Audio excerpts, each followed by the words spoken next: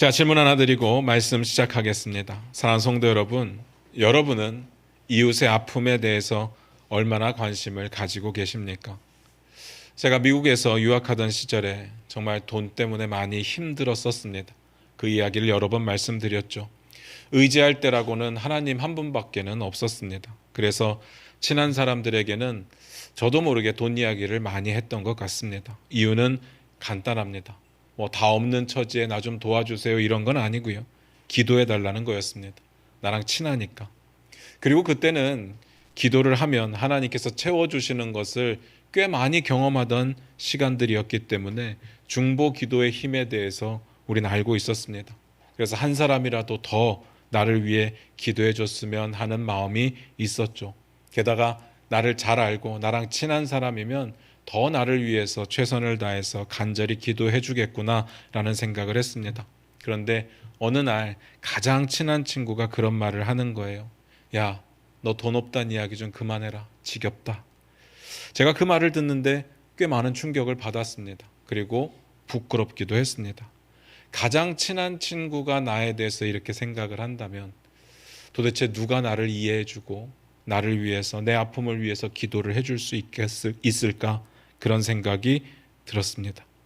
여러분 어떻습니까? 이런 거절의 경험이 있으십니까? 여러분이 누군가를 거절해 보셨거나 또 내 아픔을 이야기하는데 이렇게 거절당해 보셨거나 있으십니까? 오늘 본문 말씀 같이 보면서 그 이야기 나눠보도록 하겠습니다. 마태복음 20장 29절입니다. 같이 읽습니다. 시작. 그들이 여리고에서 떠나갈 때 큰 무리가 예수를 따르더라. 오늘 본문 말씀이 이렇게 시작을 했습니다. 그들이 여리고에서 떠나갈 때. 우리가 성경을 보면서 가장 어려운 부분 중에 하나가 뭔가 하면요, 지리와 지명입니다. 너무 낯선 지리와 지명에 대한 이야기이기 때문에 성경 말씀이 때로는 실감이 나지 않을 때가 있습니다. 우리나라 지명도 잘 모르는데 낯선 지명들을 보면서 거기서 무슨 일이 있었는가 이야기를 들으면 그렇게 와닿지가 않죠. 그런데 그렇다고 해서 성경을 읽을 때마다 매번 지리와 지명을 찾아보고 확인해 보는 거 쉽지 않습니다. 성경을 읽는 것도 힘든데 읽으면서 그렇게 한다 쉽지 않죠. 여러분 어떻습니까?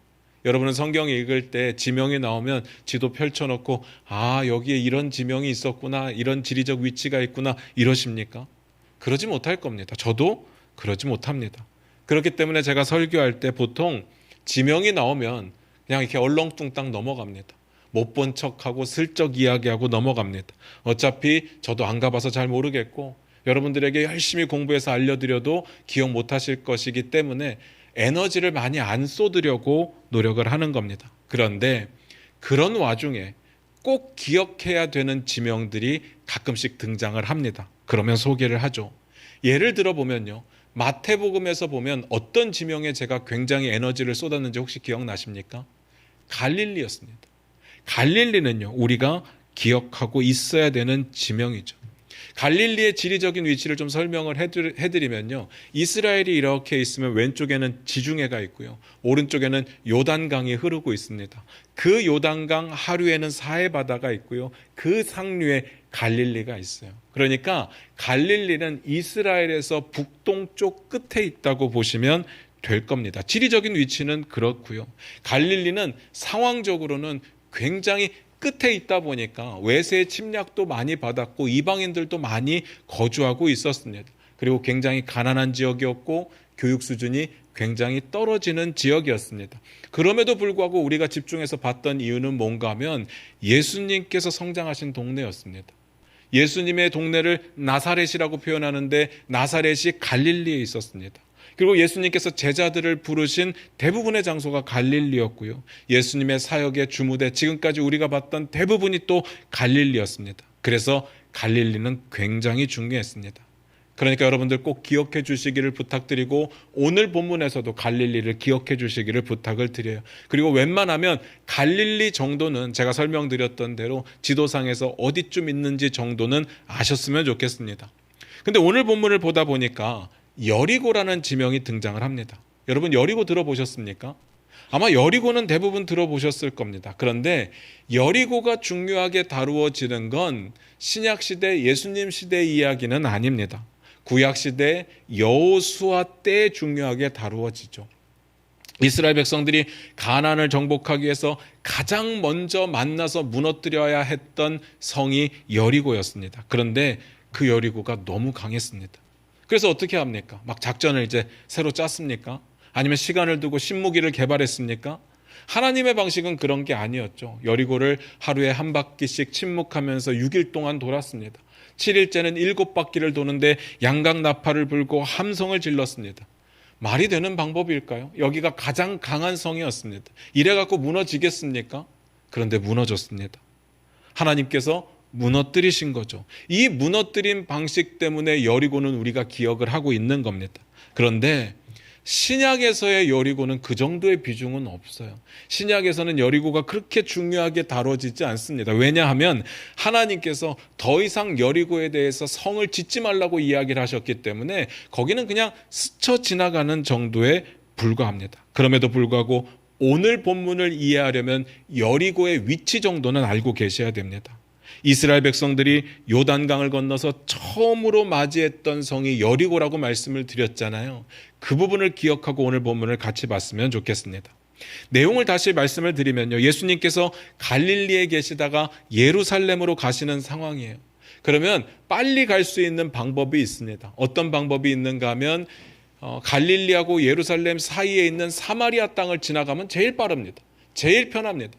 근데 유대인들은요, 사마리아 땅을 들어가기도 싫어했고 사마리아 땅을 밟기도 싫어했습니다. 사마리아 사람들을 만나기도 싫어했어요. 그래서 어떻게 하느냐? 둘러가는 길을 선택합니다. 그런데 이게 말이 둘러가는 길이지 너무 많이 둘러가는 길이었습니다. 어떻게 돌아가느냐? 갈릴리가 북동쪽 위에 있다고 했잖아요. 요단강 상류에 있다고 했잖아요. 갈릴리에서 요단강을 건너갑니다. 그리고 요단강을 따라서 쭉 내려와서 여리고가 있을 만한 지점에서 다시 요단강을 건너가는 겁니다. 다행인 것은 그 지점이 강이 낮았기 때문에 건널 수는 있었습니다. 그렇게 움직였습니다. 그리고 여리고를 통해서 예루살렘으로 올라가는 길이 있습니다. 보통은 이 길을 택했습니다. 많이 돌아갔습니다. 어쨌든 여리고는요, 갈릴리에서 예루살렘으로 가려면 예루살렘으로 향하는 마지막 관문이 되는 곳이 여리고라고 보시면 됩니다. 그 마지막 장소.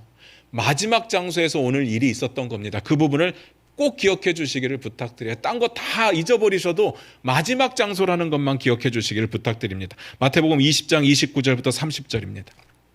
같이 읽겠습니다. 시작. 그들이 여리고에서 떠나갈 때 큰 무리가 예수를 따르더라. 맹인 두 사람이 길가에 앉았다가 예수께서 지나가신다 함을 듣고 소리질러 이르되 주여 우리를 불쌍히 여기소서 다윗의 자손이여 하니. 그들이 여리고에서 떠나갈 때 큰 무리가 예수님을 따랐다고 되어 있잖아요. 큰 무리가 따랐다고 되어 있는데 하나도 어색하지는 않습니다. 예수님이 어딜 가시던 사람들은 따랐습니다. 그러니까 전혀 놀랄 만한 내용은 아니죠. 다만 우리가 기억해야 되는 것은 지금 이 시기가 중요합니다. 지금 이 시기가 어느 시기였는가 하면 6월절을 앞두고 있던 시기였습니다. 그러면 큰 무리가 예수님을 따르는 것도 중요한데 왜 큰 무리가 예수님과 함께 있었는지, 왜 여리고까지 같이 왔는지가 중요하죠. 예루살렘 이외에 살던 유대인들은요, 6월절에 맞춰서 다 예루살렘으로 이동을 했습니다. 지금 우리로 따지면 설날, 추석 이럴 때 가족을 만나러 이동하는 것처럼 정말 많은 사람들이, 대부분의 사람들이 예루살렘으로 이동을 했습니다. 그리고 거기서 시간들을 보내죠.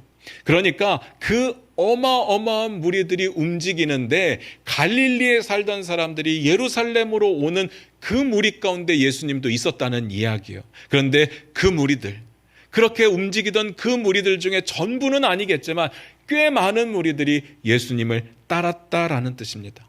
그 다음에 맹인 두 사람이 길가에 앉아 있다가 예수님을 만났다고 나오거든요. 근데 왜 이 사람들은 길가에 앉아 있었을까요? 다른 사람들은 다 예루살렘으로 향하고 있는데, 다 그 길을 올라가고 있는데 이 사람들은 왜 길가에 앉아 있었을까? 아무리 생각해봐도 당연한 답은 하나밖에 없습니다. 구걸하려고, 먹고 살기 위해서. 비슷한 내용을 다루고 있는 누가복음에는 그렇게 나오거든요. 길가에 앉아 구걸하다가. 그리고 앞에서 말씀드렸던 대로 6월절이 되면요, 사람들이 모입니다. 그 길을 많이 지나가요. 그러니까 거기에 앉아 있으면 많은 사람들을 만날 수 있는데 이런 명절 때에는요, 사람들의 마음이 너그러워집니다. 그러니까 지갑도 잘 열리죠. 그러니까 구걸하는 입장에서 보면 이때가 대목이었습니다. 이 자리에 앉아서 구걸하는 것이 최고의 시간들이었습니다. 그런데 문제는요, 이런 내용들이 마태복음에는 없어요. 전혀 기록되어 있지 않습니다. 왜요? 중요하지 않으니까. 그 맹인 두 사람이 예수님을 만났다는 건 중요한데 어떻게 만났는지, 어떤 식으로 와 있는지는 전혀 기록하고 있지는 않습니다. 항상 말씀드리지만 마태는 이런 경우에 맹인에 대해서 관심이 없어요. 맹인이 어떤 대단한 일을 했는지, 어떻게 했는지는 전혀 관심이 없습니다. 이런 분위기 초창기에 많이 이야기 드렸었는데 기억나실 겁니다. 한결같죠. 오직 마태의 관심은 뭡니까? 예수님이 하나님이시다. 예수님이 약속된 그리스도시다. 마태는 굉장히 간략하게 이 장면을 소개합니다. 우리 마태복음 20장 30절부터 31절을 같이 봅니다. 마태복음 20장 30절부터 31절입니다. 같이 읽겠습니다. 시작. 맹인 두 사람이 길가에 앉았다가 예수께서 지나가신다 함을 듣고 소리질러 이르되 주여 우리를 불쌍히 여기소서 다윗의 자손이여 하니 무리가 꾸짖어 잠잠하라 하되 더욱 소리질러 이르되 주여 우리를 불쌍히 여기소서 다윗의 자손이여 하는지라. 맹인 두 사람이 길가에 앉아 있었습니다. 마태는 맹인 두 사람이 왜 길가에 앉아 있었는지 제가 설명드렸던 내용을 소개하고 있지 않습니다. 그 다음 맹인 두 사람이 예수님이 지나가는 소식을 들었다고 했는데 마태는요, 어떻게 들었는지, 누가 전해줬는지, 어떤 내용을 전해줬는지 전혀 소개하고 있지 않습니다. 그 다음 맹인 두 사람이 소리를 지릅니다. 이 부분은 소개를 합니다. 왜일까요? 다른 것들은 다 소개 안 하더니 왜 여기는 소개해요? 중요하니까. 뭐가 중요하냐? 잘 보시기 바랍니다. 그들의 외침을 한번 들어보세요. 주여 우리를 불쌍히 여기소서 다윗의 자손이요. 예수님을 향해서 주님이라고 불렀습니다. 주여라고 불렀어요. 제가 엄청 강조해 드렸습니다. 주님과 선생님이라고 부르는 건 하늘과 땅 차이입니다. 예수님을 주인으로 인정했다는 이야기잖아요. 그리고 긍휼하심을 구합니다. 주님의 긍휼하심, 하나님의 은혜를 구하는 장면이에요. 그 다음이 더 중요한데 이렇게 이야기합니다. 다윗의 자손이요. 예수님을요, 다윗의 자손이라고 이야기합니다. 이건 약속된 메시아라고 인정했다는 멘트입니다. 너무너무 중요하죠. 그런데 예수님 주변에 있던 무리가 꾸짖습니다. 잠잠하라. 마태는 역시 이 무리들이 도대체 뭐가 기분 나빠서 잠잠하라고 꾸짖었는지 그 내용을 소개하고 있지 않습니다. 근데 중요한 건 그 다음이죠. 그 맹인 두 사람이 멈추지 않고 다시 한번 크게 부르짖습니다. 주여 우리를 불쌍히 여기소서 다윗의 자손이요. 같은 말을 합니다. 얼마나 중요한 이야기인지 아실 겁니다. 잘 보시기 바랍니다. 마태에게 있어서 중요한 게 뭔지, 마태에게 있어서 중요하지 않은 게 뭔지.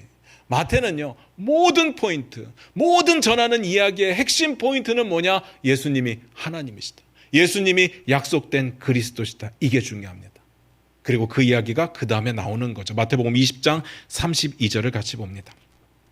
같이 읽겠습니다. 시작. 예수께서 머물러 서서 그들을 불러 이르실 때 너희에게 무엇을 하여 주기를 원하느냐. 마태는요, 예수님께서 머물러 섰다고 기록했습니다. 그리고 그들을 부르시죠. 이렇게 말씀하십니다. 내가 너희에게 무엇을 해주기를 원하느냐. 여러분, 이 장면을요, 그냥 이렇게 쭉 읽어 나가지 마시고 한번 상상을 해보시기 바랍니다. 그리고 제가 앞에서 강조했던 부분이 있었어요. 그 내용을 마음속에 염두에 두고 보시기를 바라요. 제가 뭘 강조했었어요? 지금 이 장소가 예루살렘으로 향하는 마지막 장소라고 말씀을 드렸죠. 그렇다면요, 여기가 마지막 장소고 이제부터 예루살렘의 사역이 다시 시작된다면, 그렇다면 그 이전까지와 앞으로 일어날 일은 분명히 구별된다는 뜻일 겁니다. 그 마지막 장소. 그렇다면 지난주까지 우리가 어떤 내용을 봤었는지 한번 기억을 해보셔야 됩니다. 예수님께서 직전에 뭘 가르치셨습니까? 한번 찾아볼 텐데요, 두 군데만 찾아보겠습니다. 마태복음 18장 5절 6절입니다. 같이 읽겠습니다. 시작. 또 누구든지 내 이름으로 이런 어린아이 하나를 영접하면 곧 나를 영접함이니 누구든지 나를 믿는 이 작은 자 중 하나를 실족하게 하면 차라리 연자 맷돌이 그 목에 달려서 깊은 바다에 빠뜨려지는 것이 나으니라. 지금 이 장면 기억나십니까? 우리가 18장 볼 때 처음 봤던 장면인데 이 이야기가 왜 나왔느냐? 제자들이 갑자기 물었습니다. 천국에서 큰 자가 누굽니까?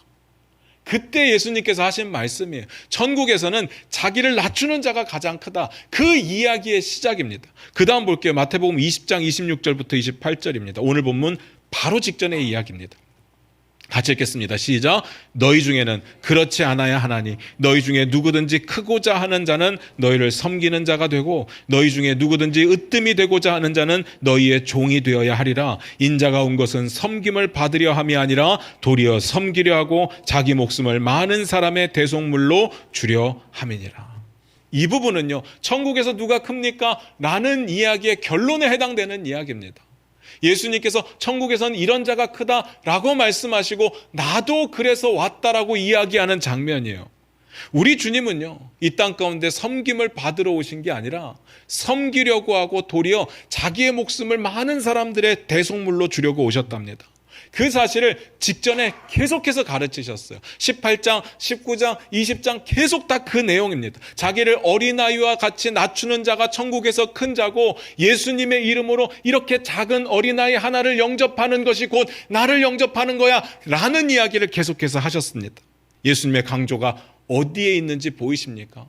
지금까지 뭘 가르치셨는지 보이십니까? 겸손입니다. 섬김이자 사랑이었습니다. 그런데 오늘 본문에 어떤 일이 벌어집니까? 이걸 놓치시면 안 되는 거예요. 맹인 두 사람이요, 예수님이 지나가신다는 소리를 들었습니다. 그리고 소리를 지르는 겁니다. 주님, 불쌍히 여겨주세요. 주님, 나를 좀 불쌍히 여겨주세요. 다윗의 자손이요 라고 외친 겁니다.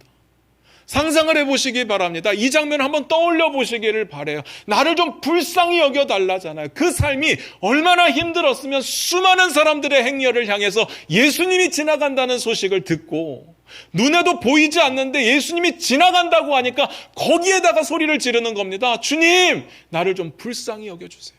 그 마음이 좀 와 닿습니까? 그런데 그들에게 돌아온 반응이 뭐였습니까? 마태복음 20장 31절입니다. 같이 읽겠습니다. 시작. 무리가 꾸짖어 잠잠하라 하되 더욱 소리질러 이르되 주여 우리를 불쌍히 여기소서 다윗의 자손이여 하는지라. 무리가 어떻게 했다고요? 꾸짖었답니다. 그리고 이렇게 말합니다. 잠잠하라. 무슨 뜻이겠습니까? 시끄럽다. 조용히 좀 해라. 잘 생각해 보세요. 어떻게 사람이 힘들다고 나 좀 불쌍히 여겨달라고 나를 도와달라고 말을 하고 있는데 조용히 하라고 그럽니까? 어떻게 사람한테 이렇게 면박을 주냐고요. 안 그렇습니까? 이게 말이 됩니까? 더 말이 안 되는 거 한번 생각해 보시기 바랍니다. 예수님께서 사람들에게 직전까지 뭘 가르치셨습니까? 나는 섬김을 받으러 온 게 아니라 섬기러 왔다. 너희도 지극히 작은 자 하나 내 이름으로 영접하면 나를 영접한 거다. 천국에서는 낮은 자가, 자기를 낮추는 자가 가장 큰 자다. 지금까지 그거 말씀하셨는데 맹인 두 사람이 힘들어서 나를 좀 불쌍히 여겨달라고 손을 내밀면서 부르짖는 그 부르짖음을 향해서 뭐 했다고요? 꾸짖었다고요. 시끄럽다고, 조용히 하라고 그렇게 말합니다. 그들은요, 예수님의 가르침을 전혀 이해하지 못했습니다. 그러니까 그들의 아픔 가운데 공감도 할 수 없었습니다. 말이 안 되는 거죠. 그렇다면 우리는 어떨까요?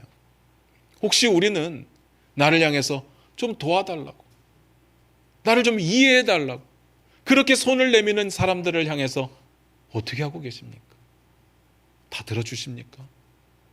아니면 거절하고 있지는 않습니까? 이해는 됩니다. 저도 사람들을 많이 만나다 보니까 긍정적인 사람들을 만날 때 행복합니다. 적극적이고 긍정적인 사람들을 만나면 기분이 같이 좋아지죠. 근데 만날 때마다 힘들다, 어렵다 라는 이야기를 하면요, 저도 같이 에너지가 고갈되는 것을 느끼게 됩니다. 그런데요, 잘 생각하셔야 됩니다. 힘든 사람들이 내가 힘들다고 말하는 것이 쉽고 편해서 말하는 게 아닙니다. 물론 사람에 따라서 성격적으로 그런 사람들이 있을지 모르겠지만 내가 아프고 내가 힘들고 내가 어려운데 그 약점을, 그 어려움을 사람들에게 이야기하는 게 결코 좋아서 하는 이야기는 아니라는 겁니다. 왜 하는 거예요? 알아달라고. 나 좀 위로해달라고. 그러면 그리스도인들은 어떻게 해야 됩니까? 예수 그리스도의 사랑을 받은 우리들은 어떻게 해야 됩니까? 듣고 공감해 줄 수 있어야 되지 않겠습니까? 해결해 줄 수는 없어도 그들을 위해서 기도해 줄 수는 있어야 되지 않겠습니까? 그게 예수님이 말씀하셨던 사랑 아닙니까? 뭐라고 말씀하십니까? 우는 자들로 함께 울라. 그들의 아픔에 공감하고 그들의 아픔에 함께 울어줄 수 있는 게 믿는 자들의 사랑의 모습입니다. 그런데 우리도 마찬가지입니다. 대부분 지겨운 이야기라고 생각을 합니다. 그리고 피하거나 입을 막거나 합니다. 제 딸아이 이야기 드려서 죄송한데요. 제 딸아이가 한 6, 7개월 되었을 때 저희가 이제 한국에 비자를 받으러 들어왔습니다. 근데 비자가 잘 안 됐어요. 그냥 뭐 거절 이랬으면 포기했을 텐데 보류가 되는 바람에 또 6, 7개월을 이제 한국에서 지내게 됐습니다. 한국에 집도 없고 아무것도 없으니까 이제 이산 가족으로 지내게 됐어요. 저하고 아들은 저희 부모님 댁에, 그리고 아내하고 딸은 저희 처가 댁에 이렇게 머물다가 주말이 되면 이제 합치는 겁니다. 그리고 저희 부모님 댁에서 합치는데 방이 여유치가 않아 가지고 아주 작은 골방, 정말 작은 골방, 저희 영화부실 반도 안 되는 골방에 저희 네 식구가 같이 잤어요. 너무 좁고 너무 불편하고, 아무리 부모님 집이어도 마음 편하게 있으라고 하지만 마음이 하나도 안 편해요. 눈치 주는 것 같고 힘들게 하는 것 같고 그런 생각이 들었습니다. 그런데 문제는 좁고 불편한 게 아니었어요. 둘째 아이가 너무 우는 겁니다.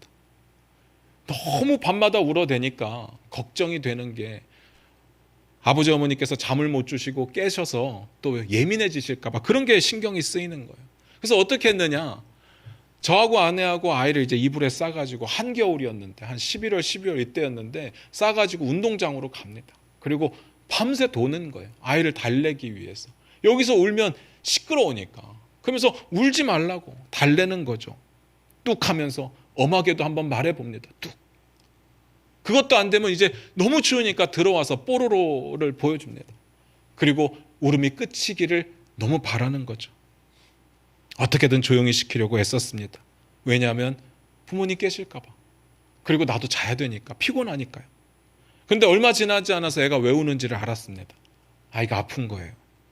정확한 이유는 밝혀내지는 못했지만 그때부터 계속 쓰러져서 경기를 하는데 2년 동안 15번 이상 응급실에 실려갔어요. 한 번 실려가면 일주일 이상을 머무는 거예요. 삶이요, 엉망진창이 되는 겁니다. 그 이후로도 1년에 한두 번씩, 두세 번씩은 7살 때까지 계속 갔던 것 같아요. 의사가 그럽니다. 죽을 수도 있고 살아도 정상으로 살기는 힘듭니다. 이런 이야기를 들었어요. 잘 생각해 보세요. 우리 아이가 이렇게 아픕니다. 그래서 울어요. 그 아픈 아이의 울음을 여러분 막으시겠습니까? 이 아이가 할 수 있는 게요, 우는 것밖에 없어요. 무슨 말을 하겠습니까? 어머니, 오늘은 제가 컨디션이 좀 안 좋습니다. 저를 좀 위로해 주세요. 이러시겠습니까? 어떤 부모가 아파서 울고 있는 애를 혼내거나 그 입을 막거나 울지 말라고 하겠습니까? 어느 누구도 그러지 못해요. 그런데 부모라는 사람들이요, 그렇게 하더라고요.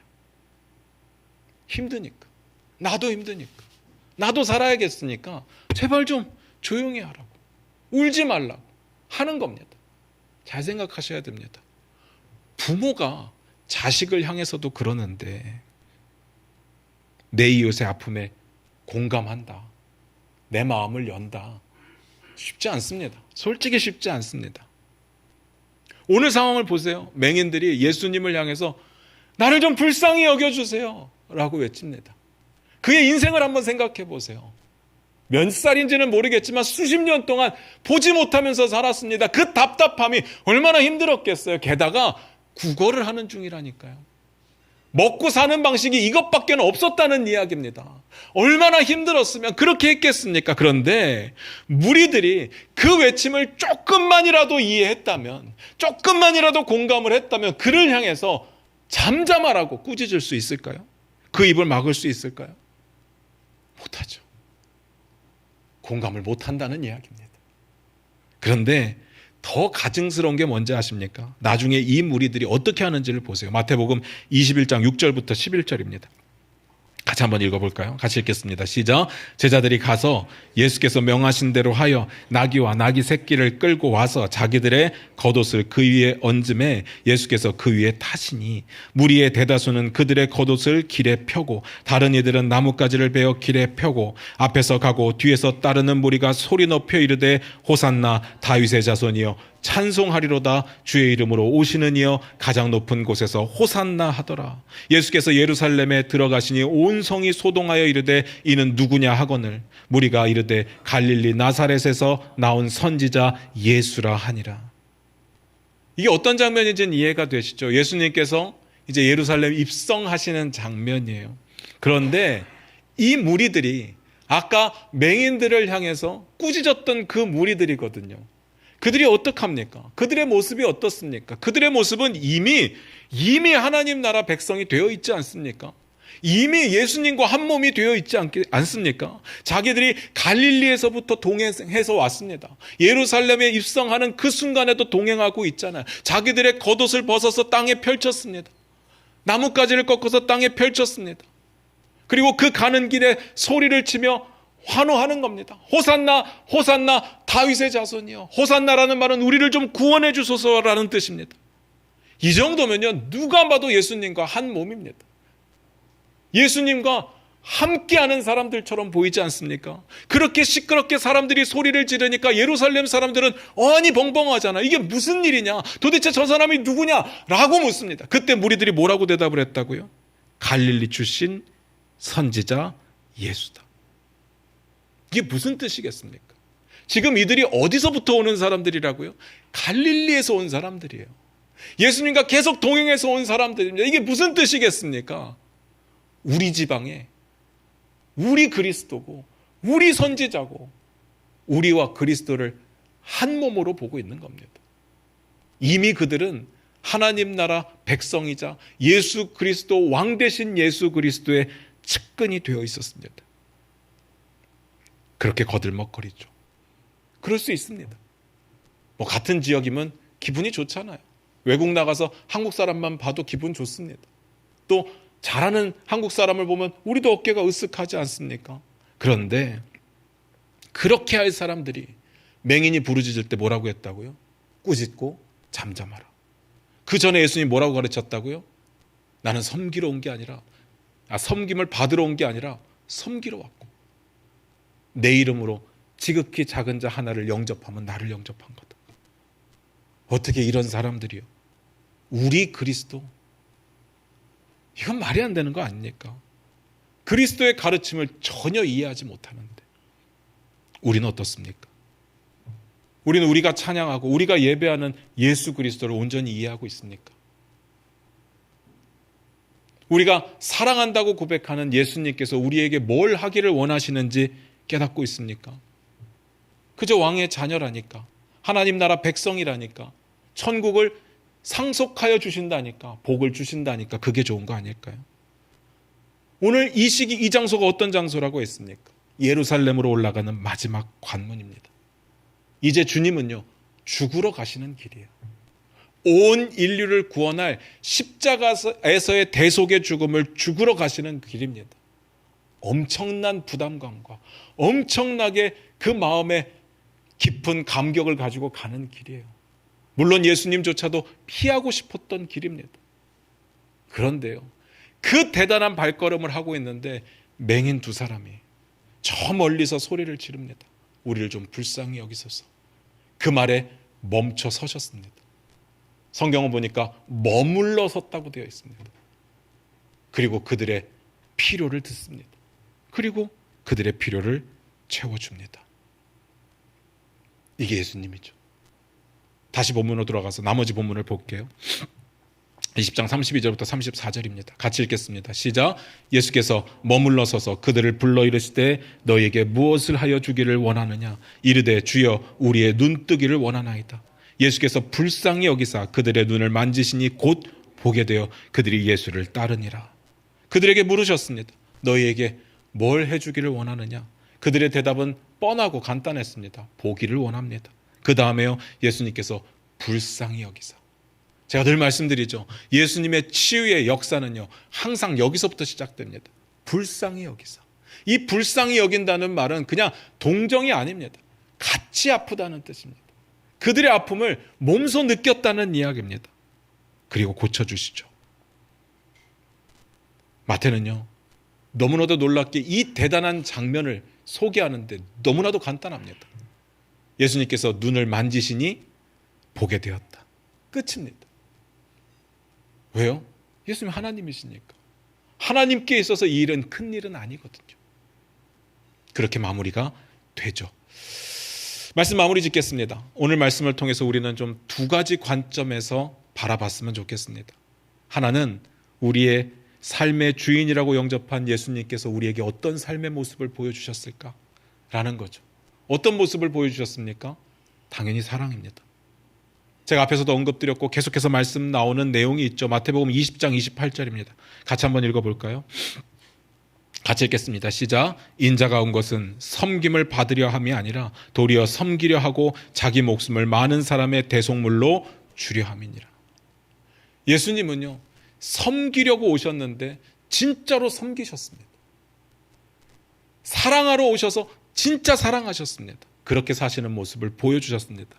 앞에서 했던 이야기 다시 한번 떠올려 보십시오. 인류를 대속할 그 위대한 십자가의 죽음을 가는 그 걸음 가운데 두 사람이 나를 좀 불쌍히 여겨달라고 부르는데 온 인류를 위해 구원하러 가시는 그 길을 잠깐 멈추셨습니다. 그리고 그들의 아픔을 듣습니다. 그들의 필요를 채우십니다. 이게 사랑이죠. 이게 사랑입니다. 우리 같으면 어떨까요? 진짜 중요한 일이 있습니다. 진짜 바쁜 일이 있어요. 누군가 좀 도와달라고 합니다. 내가 힘들다고 말해요. 어떻게 하시겠습니까? 내가 지금 바쁘니까. 나중에. 내가 지금 좀 중요한 일이 있으니까 다음에 보자. 그러지 않겠습니까? 우리 고민하셔야 됩니다. 우리가 눈물로 부르짖을 때 주님은 어떻게 반응하실까? 마태복음 7장 11절인데 우리 화면 보시면서 같이 읽을게요. 같이 읽습니다. 시작. 너희가 악한 자라도 좋은 것으로 자식에게 줄 줄 알거든 하물며 하늘에 계신 너희 아버지께서 구하는 자에게 좋은 것으로 주시지 않겠느냐. 우리 주님은요, 좋은 것을 주시는 분이십니다. 물론 우리가 원하는 대로 안 될 수는 있어요. 그러나 하나님 보시기에 가장 좋은 것을 주실 겁니다. 여러분 이 생각하셔야 됩니다. 우리가 아프다고 말할 때 우리의 입을 막으면서 조용히 하라고 하시지 않을 겁니다. 우리가 지쳤다고 말할 때 우리의 입을 막으면서 지겹다고 외면하시지 않을 겁니다. 우리가 힘들다고 말할 때 우리의 입을 막으면서 뭐가 힘드냐고 비아냥거리지 않으실 겁니다. 주님은 사랑으로 멈춰서서 우리의 이야기를 들으실 겁니다. 그리고 주님 보시기에 가장 좋은 것으로 채워주실 겁니다. 그러니까 여러분은 주님을 보십시오. 주님께 아픔을 이야기하십시오. 주님께 부르짖으십시오. 주님은 멈춰서서 여러분의 이야기를 들으실 겁니다. 여러분의 이야기를 아무도 안 들어줘도 주님은 들으실 겁니다. 여러분의 상황을 아무도 이해하지 못하도 주님은 공감하실 겁니다. 그리고 가장 근본적인 문제를 해결해 주실 겁니다. 이거면 된 거 아닙니까? 저는 이걸로도 행복하더라고요. 여러분도 그러셨으면 좋겠습니다. 다른 하나는요, 그런 우리 주님, 그렇게 사랑을 보여주시고 그렇게 사랑하시는 우리 주님이 우리에게 원하시는 건 뭘까?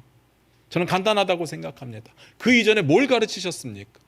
지극히 작은 자 하나를 내 이름으로 영접하라. 그거 아니겠습니까? 우리가 그거 해야 되는 겁니다. 사랑을 받았으니까 사랑을 해야 되는 겁니다. 그런데 이게요, 말이 쉽지 어렵습니다. 자, 이제부터 사랑해야지. 그런다고 되는 게 아니죠. 미국에 가서 이제 유학을 처음 가서 영어를 막 배우기 시작하는데 우리가 배웠던 영어 인사는 뭡니까? 뭐 How are you? I'm fine, thank you, and you? 뭐 이런 거 배웠는데 어느 누구도 그렇게 인사를 안 하는 거예요. 미국 사람들은 눈이 마주치면 그냥 How are you doing? 하고 갑니다. 그냥 눈만 마주치면 그렇게 이야기를 해요. How are you doing? 이라는 말은 그냥 잘 지내니? 라는 이야기예요.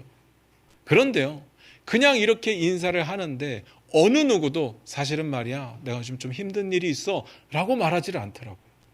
왜냐하면 그렇게 친하지 않거든요. 그냥 눈 마주쳐서 인사한 거예요. 잘 지내니?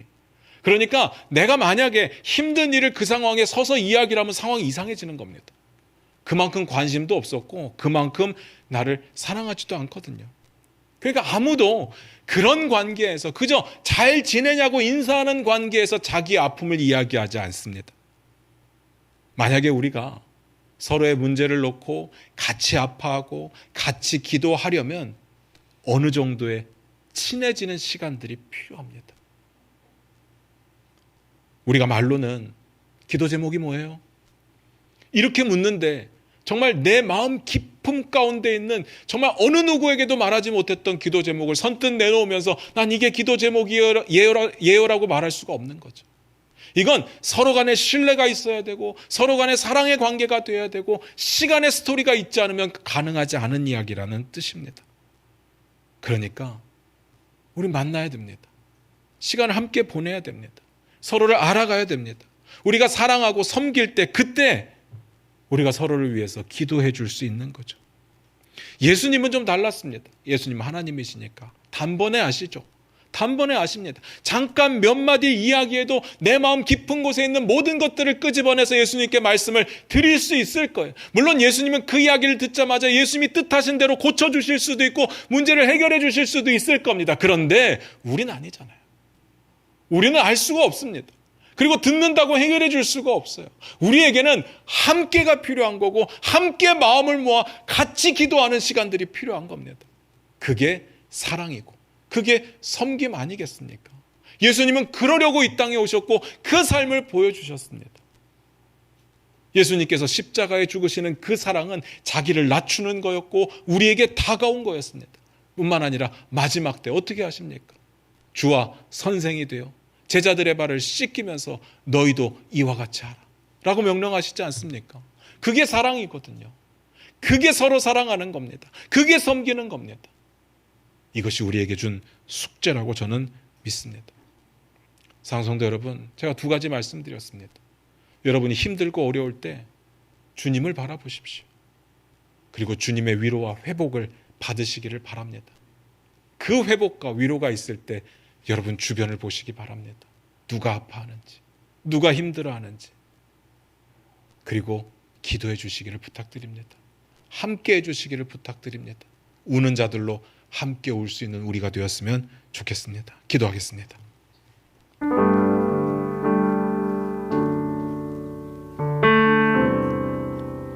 우리 반주 들으시면서 잠깐 한번 기도했으면 좋겠습니다. 우리의 삶을 한번 뒤돌아보기를 원합니다. 사람들이 여러분을 찾아와서 아프다는 이야기를 많이 하던가요? 내가 좀 힘들다는 이야기를 많이 하던가요?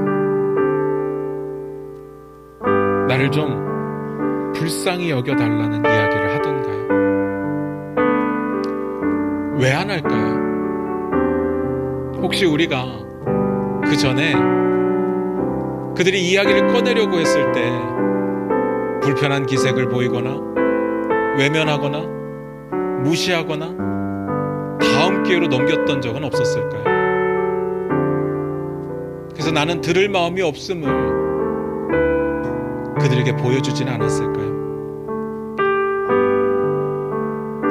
우리는 조금만 힘들어도 견딜 수가 없다고 하나님 앞에 원망하고 불평하는데 하나님의 대답이 조금만 늦어져도 하나님 어떻게 그럴 수 있냐고, 나를 사랑하시기는 하는 거냐고 그렇게 원망하는데 내가 손을 내밀어서 그들의 어깨를 두드려주고 그들을 위해 기도해 줄 수 있는 그런 기회는 왜 우리는 포기했을까요? 우리 주님이 우리에게 보여주신 것은 사랑이었습니다. 그리고 우리에게 주신 숙제는 서로 사랑하라는 것이었습니다. 사랑하는 성도 여러분, 말로만 사랑한다고 말하는 건 너무 쉽습니다. 이게 어려웠던 건 처음 이 말을 시작했던 70년대, 80년대, 90년대는 불편한 언어였지만 이제는 그냥 안녕하세요 수준의 이야기에 불과하죠. 그건 사랑이 아닙니다. 사랑은 섬기는 겁니다. 나를 낮추는 거고 상대의 아픔에 관심을 갖는 겁니다. 상대의 부르짖음에 귀를 기울이는 겁니다.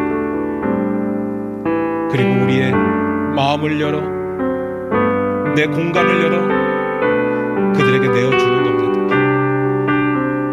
여러분, 그럴 마음이 있으십니까? 이건 마음이 있고 없고의 문제가 아니라 그러셔야 됩니다. 이것이 우리에게 보여주신 예수님의 사랑이었고 우리가 우리의 삶 가운데 살아내야 되는 숙제이기 때문에 그렇습니다. 우리 이 시간 결단했으면 좋겠습니다. 우리의 눈을 열어 내 지체를 보기를 원합니다. 내 이웃을 보기를 원합니다. 그들의 신음소리, 그들의 아픔 소리를 듣기를 원합니다. 눈치채기를 원합니다. 내가 해줄 수 있는 것들로 섬기기를 원하고, 그러지 못할 때 주님을 향해 기도하며 함께 울어줄 수 있는 믿음의 공동체가 되기를 원합니다. 우리 다 같이 그렇게 기도하며 나아갑니다. 기도하겠습니다.